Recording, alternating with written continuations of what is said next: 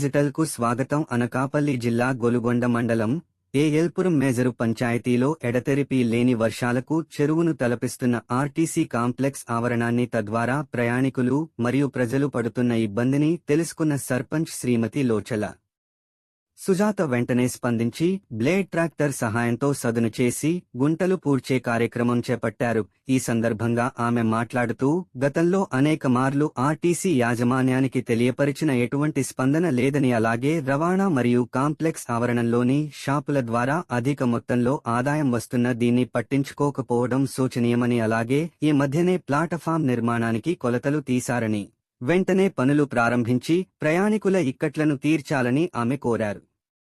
లేని పక్షంలో ఈ విషయాన్ని జిల్లా కలెక్టర్ గారు మరియు రీజనల్ మేనేజర్ వారి దృష్టికి తీసుకుని వెళ్తానని తెలియపరిచారు.